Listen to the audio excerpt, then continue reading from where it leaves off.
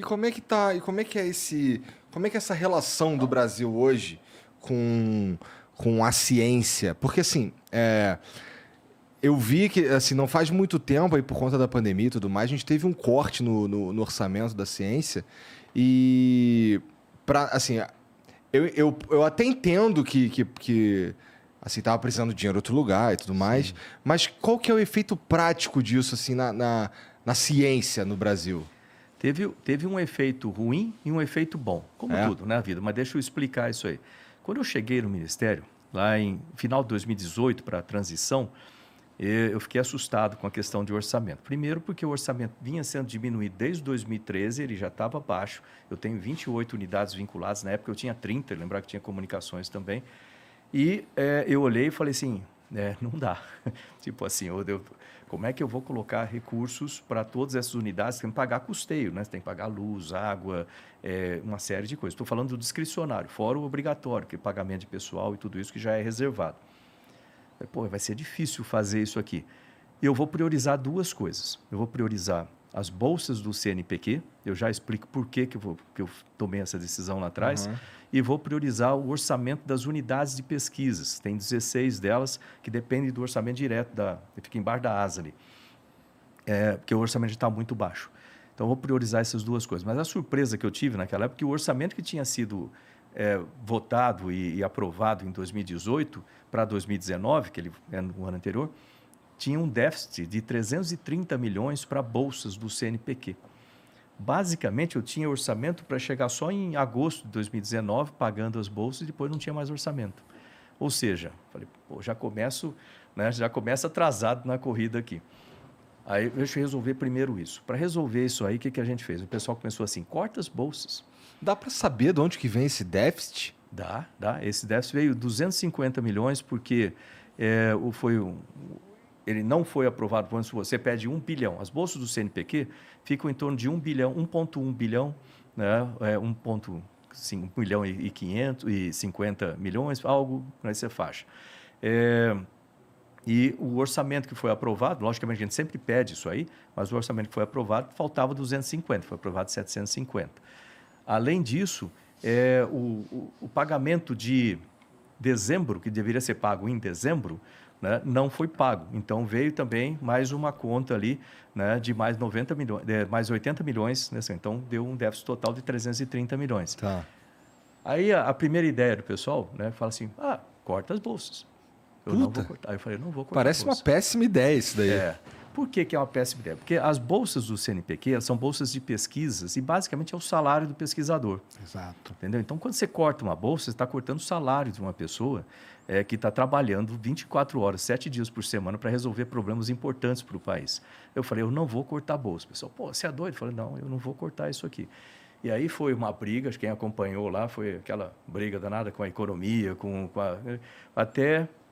E é normal, o pessoal fala que eu brigo muito com o Guedes, mas não, é porque foi normal, eu tenho que defender a ciência, ele defende o orçamento. Cada um defende a sua, né? Faz parte, né? É isso aí, quando chegou em agosto, eu não tinha ido recurso para o restante do ano. Aí eu peguei 82 milhões da área de fomento do CNPq, que é para eventos, essas coisas, tirei emergencialmente de lá, coloquei para as bolsas para pagar setembro, ou seja, eu estava realmente nos 47 do segundo tempo, e apostando que ia conseguir ainda, aí finalmente saiu um orçamento extra e eu consegui pagar todas as bolsas em 2019 sem atrasar nenhum dia e todas elas, sem cortar nenhuma. 2020 já veio normal, 2021 veio normal, mas o orçamento veio caindo. E é explicável, como você falou, por causa da pandemia, foram mais de 600 bilhões aplicados no setor social, o que era extremamente necessário. Tinha gente morrendo de fome, sem emprego, sem lugar, então precisava daquilo. Agora, a coisa boa, essa é a parte ruim. Tá. Deixa eu falar a parte boa. Toda necessidade você acaba utilizando. Gestão é isso aí mesmo. Você tem que achar maneiras. Gestão, você trabalha com orçamento, com pessoas. Então, toda essa necessidade fez com que nós tivéssemos meios alternativos desenvolvidos por necessidade. Então, quando eu notei o problema de orçamento no início, eu criei uma secretaria focada em buscar estruturas financeiras para conseguir orçamento externo, que não fosse só da União. Antigamente, o Ministério era dependente completamente da União. Hoje em dia, a gente tem ferramentas que eu posso trazer, eu não, os projetos podem trazer recursos de setor privado, Legal. fundos, etc. Além disso, foi uma luta enorme, juntou a comunidade científica com o Ministério, o setor produtivo, o Congresso, o próprio presidente entrou no final da briga lá para poder ajudar, para a gente conseguir a liberação do Fundo Nacional de Desenvolvimento Científico e Tecnológico. Aí a gente criou um marco na história da ciência, foi o ano passado, liberado pela lei, a Lei 177, e isso significa um orçamento de em torno de 9 bilhões de reais, não são extras, porque ele tem uma outra governança, né? Não é o orçamento do Ministério, é outra governança, tem 3 níveis de governança para definir quais projetos vão ser apoiados, mas significa o orçamento para a ciência, tecnologia e inovação. Então, hoje eu posso dizer que a carta de orçamento está equacionada dentro do Ministério. Embora, deixa eu falar aqui com um disclaimer, né? Não, o orçamento não deve ser melhorado, o orçamento do Ministério. Então, tem 3 fontes. O orçamento que vem na disputa com os outros ministérios, esse pode e deve ser melhorado. Eu tenho o orçamento que vem do setor privado.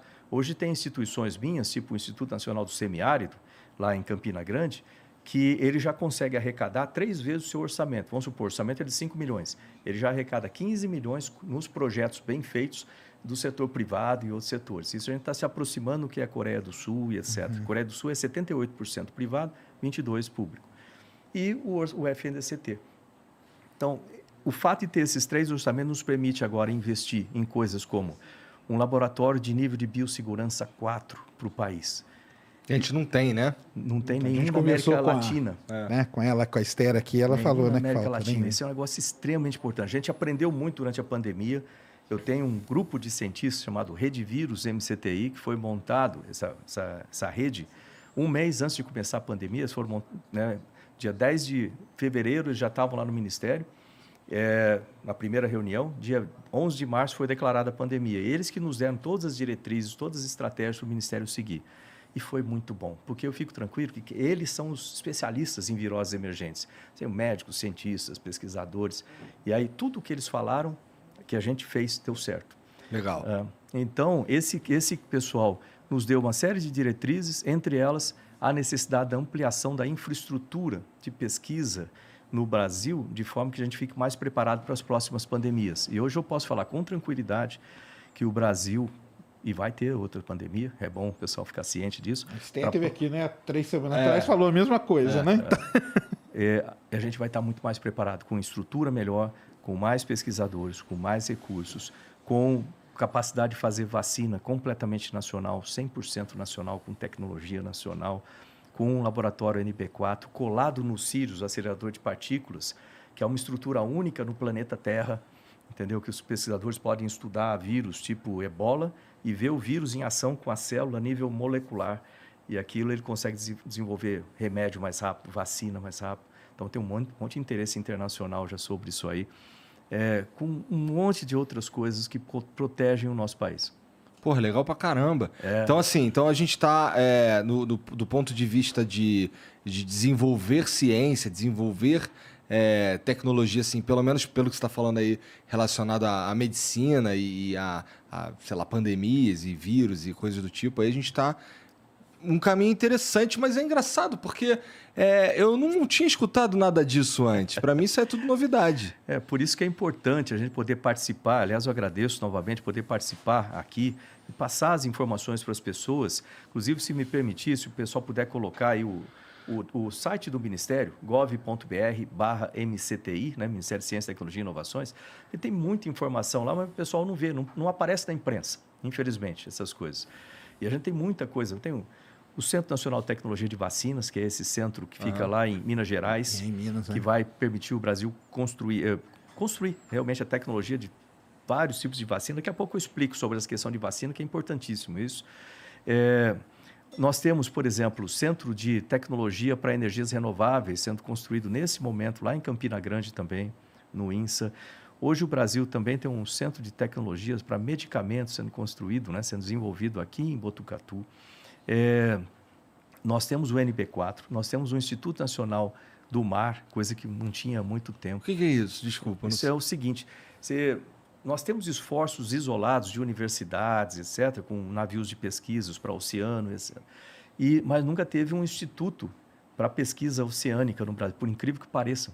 Olha o tamanho do nosso oceano, né, o litoral todo, nunca teve. E essa era uma aspiração da comunidade científica por mais de 15 anos. Aí, quando eu fiquei sabendo disso, eu falei assim, pô, vamos resolver agora.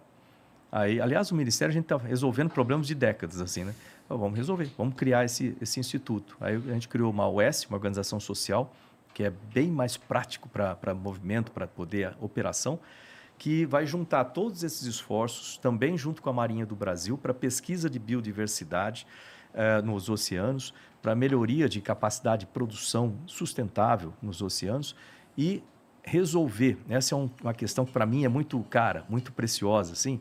Eu fico indignado, por exemplo, com aquele pessoal que fala assim, tem um emissário que joga lixo para dentro. O oceano não é lata de lixo, né? A gente tem que ter uma maneira de acabar com essas coisas e uma maneira de limpar os oceanos, por exemplo, de microplásticos. Microplásticos. Eu falo, pô, o que é isso? Como o nome diz, são microplásticos mesmo, né? E esse negócio, ele contamina a vida marinha, contamina os peixes, a gente vai lá, come os peixes, contamina o ser humano também e muitas outras coisas. Aí a pessoa fala, não adianta só limpar, a gente tem que cortar a fonte. E a fonte está na casa da gente. Aliás, é uma pergunta que eu faço em geral, né, pessoal? Né? Aonde que está essa fonte? Onde estaria na nossa casa a fonte de microplásticos? Na cozinha? Né? No banheiro? Onde você acha que está? Eu acho que está na cozinha. Na cozinha. Cozinha também, né? Parece. Mas não, né? Está na máquina de lavar roupa. Ué?